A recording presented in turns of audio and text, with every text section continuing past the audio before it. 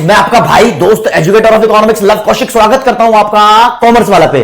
और फिर आज लेकर आया हूं महाभयंकर most important topics of Indian economic development. Chapter wise बताऊंगा, ये भी वही टॉपिक्स है जैसे मैक्रो इकोनॉमिक्स के बताए थे, इनको भी आप छोड़ के जा ही नहीं सकते। एक चैप्टर के आपको इंपॉर्टेंट टॉपिक्स बता रहा हूं, कोई भी दिक्कत डाउट परेशान नहीं हो, आपके लिए कमेंट सेक्शन खुला हुआ है। मैंने बोला जो आप डिमांड करोगे सप्लाई में उस चीज की कर दूंगा, जो भी आपके डाउट्स थे आप साथ के साथ क्लियर करवाते रहो। चलो जी, सबसे पहले मैं आपको बता दूं कि इस बार जो बोर्ड का पेपर 17 मार्च को है उसमें आपके 8 चैप्टर्स आ रहे हैं इंडियन इकोनॉमिक डेवलपमेंट के। चैप्टर वाइज चलूंगा, 8 के 8 चैप्टर की लिस्ट चेरी सामने मैं हट भी गया। अब चलते हैं पहले चैप्टर पे, Indian economy on the eve of independence. आजादी के टाइम पे हमारे प्यारे देश भारत के क्या हालात थे, क्या हालात थे बाबू। इस चैप्टर को समराइज करते हुए बिल्कुल ही क्रिस्टल क्लियर रखेंगे। आपको पूरे चैप्टर के अंदर 6 सेक्टर पढ़ने हैं। 6 कितने? 6। ध्यान रखना, एक बताना है एग्रीकल्चर सेक्टर के क्या हालात थे, दूसरा बताना है इंडस्ट्रियल सेक्टर के क्या हालात थे, इंडस्ट्रियल सेक्टर के, तीसरा बताएंगे आप फॉरेन ट्रेड सेक्टर के क्या हालात थे, एक्सपोर्ट इंपोर्ट में, इसमें ड्रेन ऑफ वेल्थ वाला टॉपिक आ जाता है। चौथे नंबर पे आप बताओगे इंडिया का डेमोग्राफिक सेक्टर। डेमोग्राफिक सेक्टर में आप लाइफ एक्सपेक्टेंसी रेट बताओगे, इन्फेंट मोर्टेलिटी रेट बताओगे, डेथ रेट, बर्थ रेट और रैम्पेंट पॉवर्टी वाला पॉइंट याद रखोगे, यहां पर भूल ना जाना उस चीज को, ठीक है। और लिटरेसी रेट भी इसके अंदर ही आता है।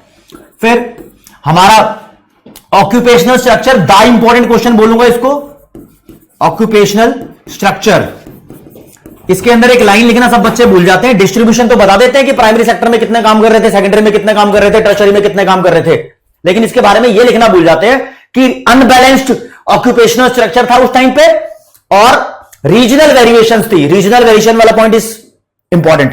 और आपको एक बात बताता हूं, अगर कोई आपसे क्वेश्चन पूछ ले एमसीक्यू में कि ऑक्यूपेशनल स्ट्रक्चर में सेक्टर्स कितने पार्ट में डिवाइडेड होते हैं, तो 3 पार्ट में होते हैं, प्राइमरी, सेकेंडरी और टर्शरी। लेकिन ब्रिटिश इंडिया में जब अंग्रेजों का गुलाम था भारत, तब ऑक्यूपेशनल स्ट्रक्चर के 2 पार्ट थे, एक प्राइमरी और दूसरे का नाम था सेकेंडरी और टर्शरी, यानी 2 ही थे। अब तो 3 अलग अलग नाम कर दिए, पहले 2 ही पार्ट थे, जो दूसरा नाम था उसमें डबल डबल डाल रखा था, समझ रहे हो। वहां क्रैक करने के लिए बोल सकता है, मुश्किल क्वेश्चन हो सकता है। और अंग्रेजों का कुछ पॉजिटिव कंट्रीब्यूशन इंफ्रास्ट्रक्चर पे रहा, लेकिन उनका मोटिव तो अपने देश को डेवलप करना था। तो 6 सेक्टर पढ़ने हैं, हर एक सेक्टर के बारे में 3-3 पॉइंट कर लेना, आपका काम बन जाएगा। और बीच बीच में जो बच्चे ये 6 सेक्टर कर लेंगे, और ये कोई नहीं छोड़ेगा, year of great divide, year of great divide population वाले में आपको मिल जाएगा। दूसरे नंबर पे आप यहां से बिल्कुल नहीं छोड़ के जा सकते, भगवान भला करे तुम्हारा। ईयर ऑफ ग्रेट डिवाइड जितना इंपॉर्टेंट टॉपिक है ना, 1921 को ईयर ऑफ ग्रेट डिवाइड बोलते हैं। इससे पहले इंडिया की पॉपुलेशन ग्रोथ रेट थोड़ी स्लो थी, तो उसको बोलते हैं first transition of demographic, first phase of demographic transition. और 1921 के बाद के टाइम पीरियड को बोलते हैं second phase of demographic transition, ठीक है। इसके बाद फॉरेन ट्रेड में आपको देखने को मिलेगा ड्रेन ऑफ वेल्थ, ये छुपे रुस्तम वाले टॉपिक हैं। और इसी चैप्टर में बता रखा है दोस्तों, सबसे पहले अंग्रेजों ने 1757 में बैटल ऑफ प्लासी जीती, सिराजुद्दौला का हरा के बोल दिया इंडिया पे हम राज कर रहे हैं। 1850 में इंडियन रेलवे का इंट्रोडक्शन हुआ, 1852 में पहली पोस्टल स्टैंप आई, मतलब पोस्टल स्टैंप आई, 1854 के अंदर पहला रेलवे ब्रिज बना, 1869 में सुएज कैनाल बनी, 1881 में पहला ऑफिशियल सेंसस हुआ, 1907 के अंदर टिस्को कंपनी आई जमशेदपुर झारखंड में इस टाइम, 1932 के अंदर टाटा एयरवेज आई, और 1947 में हमारा देश आजाद हो गया। ये कुछ इंपॉर्टेंट डेट थी। इसके अलावा आप देखोगे इन्फेंट मोर्टेलिटी रेट 218 थी, लाइफ एक्सपेक्टेंसी रेट 44 थी, किसी किसी बुक में 32 लिखा हुआ है, वो मत करना, समझ लो। तो ये कुछ डेटा है छोटा छोटा। अब लिटरेसी रेट की बात कर लेते हैं, जो डेमोग्राफिक प्रोफाइल में आएगी। लिटरेसी रेट 16% थी, वुमेन वाली लेस देन 7% थी, तो इससे पता लगता है इलिटरेसी रेट ओवरऑल 84% थी, समझ लो। तो ये कुछ छोटे छोटे डेटा मैंने एक बार के अंदर आपको बता दिया, ये वीडियो ताकि आपके लिए पूरी पूरी सहायक हो, इसलिए बता दिया। अगले चैप्टर पे आ जाते हैं, इंडियन इकोनॉमी 1950 से 1990। इसके अंदर आपको 4 सेक्टर पढ़ने हैं भाई, कि जब हमारा देश आजाद हुआ तो एग्रीकल्चर सेक्टर हमने किस तरीके से डेवलप किया, उसके बाद आ जाएंगे इंडस्ट्रियल सेक्टर में इंडस्ट्रियल पॉलिसी किस तरीके से बनाई, और फिर उसके बाद आ जाएंगे फॉरेन ट्रेड के ऊपर, और इनसे पहले या इनके बाद आप कर सकते थे प्लानिंग कमीशन। तो महा इंपॉर्टेंट टॉपिक क्या है यहां पर, आप तो बोलोगे सर आपने तो चैप्टर समराइज कर दिया। समराइज नहीं कर दिया राजा, बात सुनो जरा यहां से। प्लानिंग कमीशन के तो लॉन्ग टर्म गोल्स छोड़ के नहीं जाने। ये होता ना modernisation, equity, economic growth, self reliance, वो वाले ऑब्जेक्टिव्स। फॉरेन ट्रेड के अंदर import substitution policy, quota, tariff, ये वाले पॉइंट छोड़ के नहीं जाने।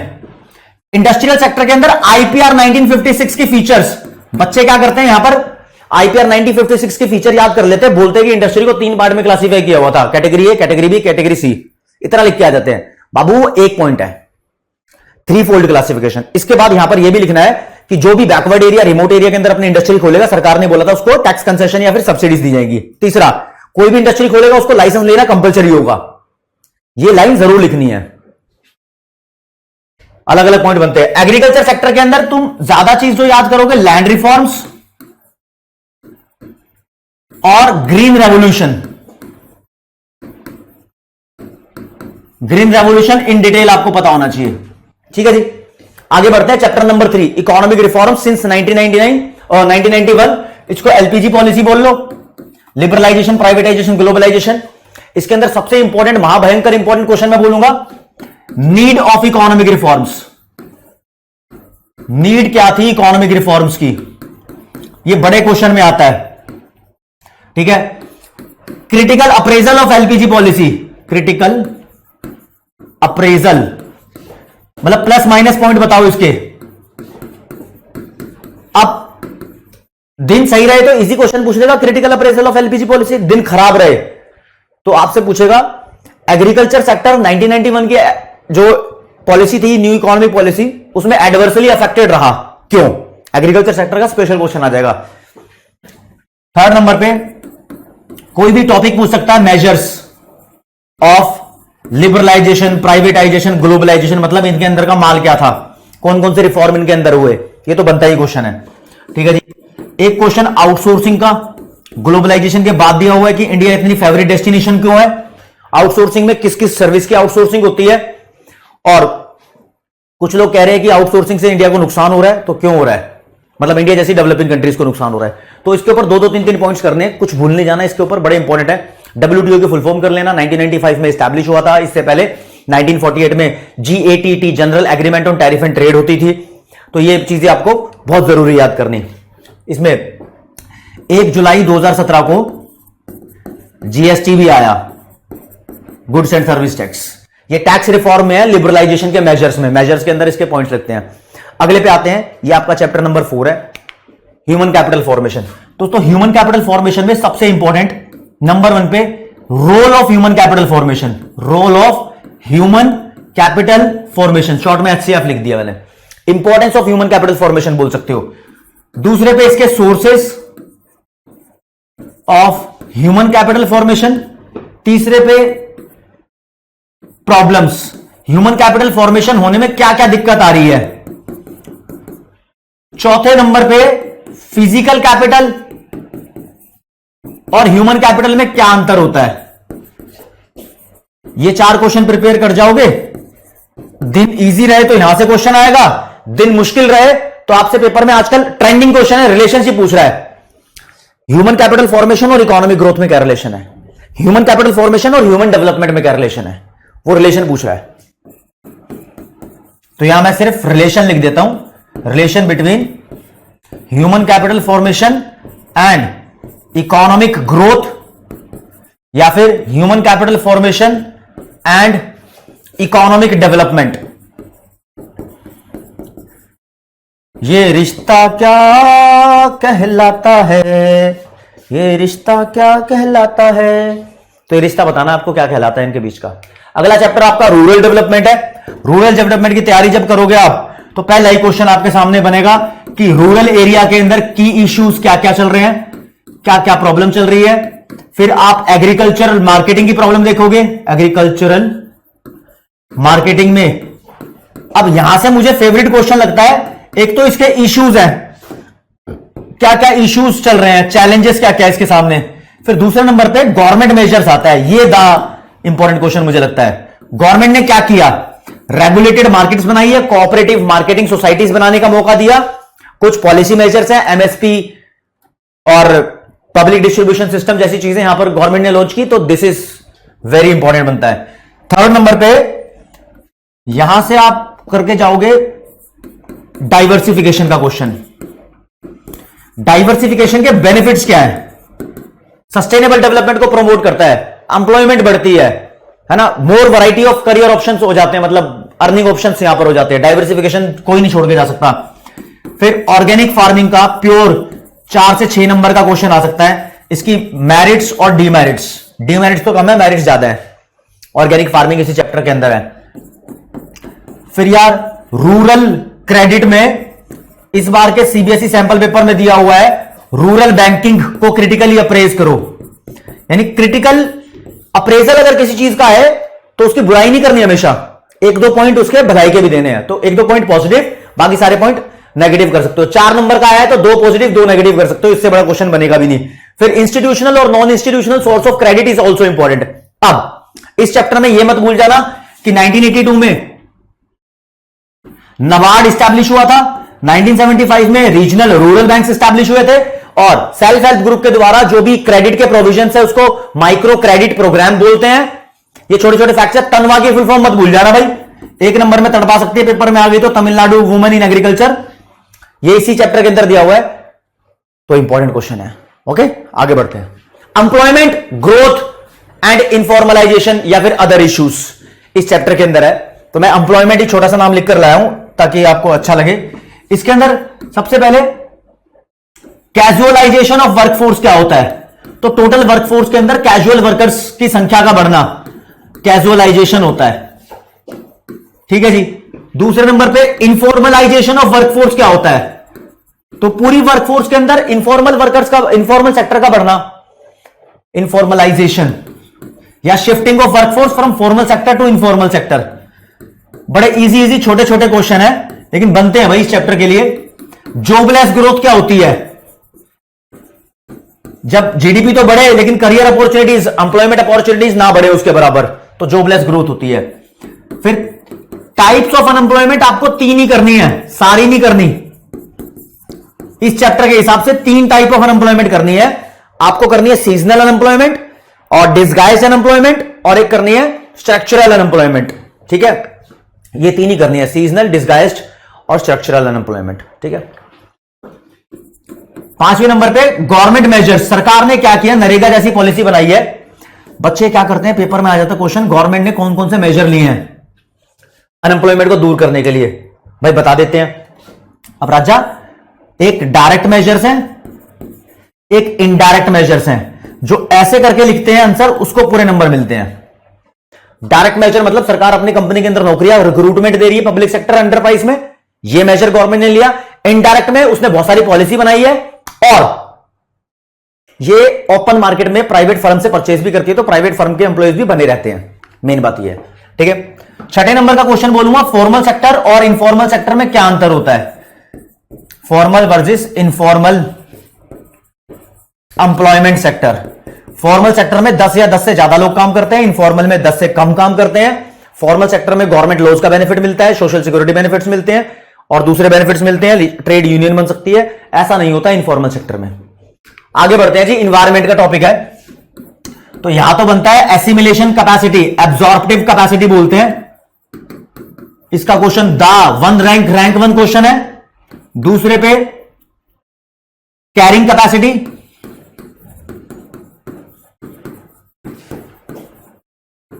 तीसरे नंबर पे बनेगा आपका सस्टेनेबल डेवलपमेंट की स्ट्रैटेजीज, सस्टेनेबल डेवलपमेंट की स्ट्रैटेजीज। ध्यान रखना, स्ट्रैटेजीज मुंह से बोल रहा हूं, वो चीज आपको करनी है। ठीक है। चौथे नंबर पे फिर इन्वायरमेंटल प्रॉब्लम्स है, land degradation, ozone layer depletion, global warming और पोल्यूशन के ऊपर। बड़ा छोटा सा क्वेश्चन बनता है लेकिन एक्सपेक्टेड इतना नहीं है क्योंकि वो चीज छोटी क्लास के अंदर भी पढ़ाई जाती है। मेजर जो यहां से बनता है, जो अजीब अजीब से क्वेश्चन बनेंगे, एफ्लुएंस ट्रैप, ये क्वेश्चन बच्चे छोड़ के चले जाते हैं। एनसीईआरटी का क्वेश्चन आता है डिमांड सप्लाई रिवर्सल वाला, डिमांड सप्लाई रिवर्सल।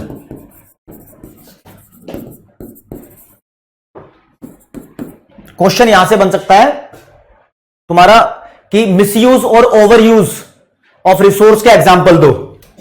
एनसीईआरटी का क्वेश्चन है, misuse over use of environmental resources, example यानी इंस्टांस देने हैं। ये क्वेश्चन बनते हैं यहां से। अब कोई क्वेश्चन आसान दिन रहे बहुत ज्यादा ही तो आपसे पूछ लेगा फंक्शंस ऑफ एनवायरनमेंट क्या होते हैं इतना इजी क्वेश्चन पूछ लेगा आपसे। आगे बढ़ते हैं जी। Development experience of India with its neighbour, यानी इंडिया चाइना पाकिस्तान, इसको मैं बोलता हूं बड़े प्यार से।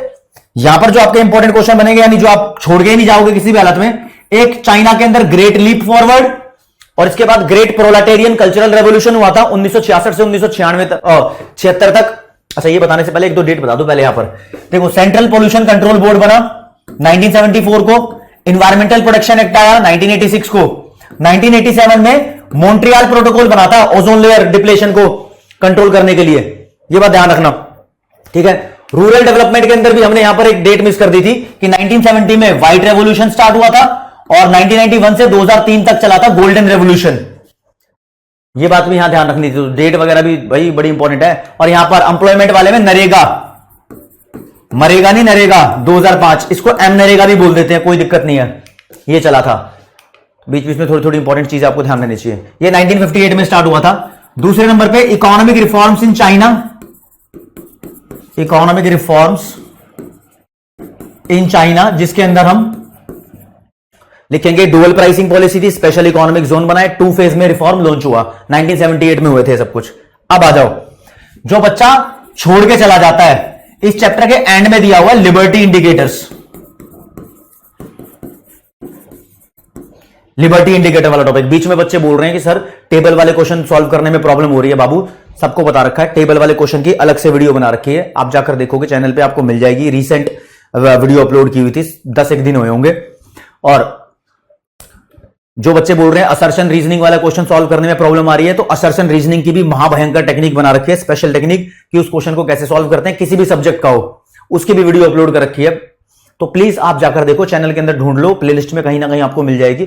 बहुत इंपॉर्टेंट वीडियो है, आपका वो क्वेश्चन का समाधान भी हो रहा है। लिबर्टी इंडिकेटर वाला क्वेश्चन लोग भूल के चले जाते हैं, कोई इसमें ध्यान नहीं रखता, पेपर में आ जाता है क्वेश्चन, इसलिए इसको अलग रंग से लिखा रहने दूंगा यहां के अंदर, ठीक है।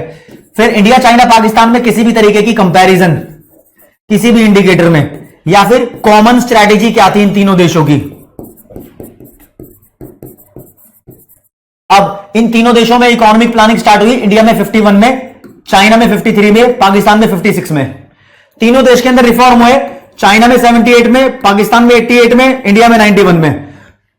आप ध्यान रखेंगे इन फैक्ट्स को, बड़े इंपॉर्टेंट फैक्ट्स है।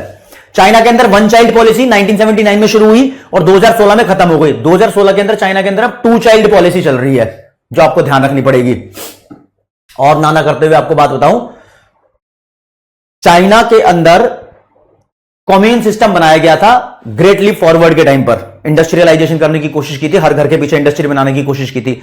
लगभग 30 मिलियन यानी 3 करोड़ लोग यहां पर ड्राउट, भुखमरी से मर गए थे। ये आपको छोटा मोटी बात पता होनी चाहिए, चाइना के अंदर क्या क्या गलतियां हुई हैं। तो यार ये कुछ इंपॉर्टेंट क्वेश्चन थे, मैं बोलूंगा महाभयंकर इंपॉर्टेंट टॉपिक्स, ये आप किसी भी हालत में छोड़ के जा ही नहीं सकते हो।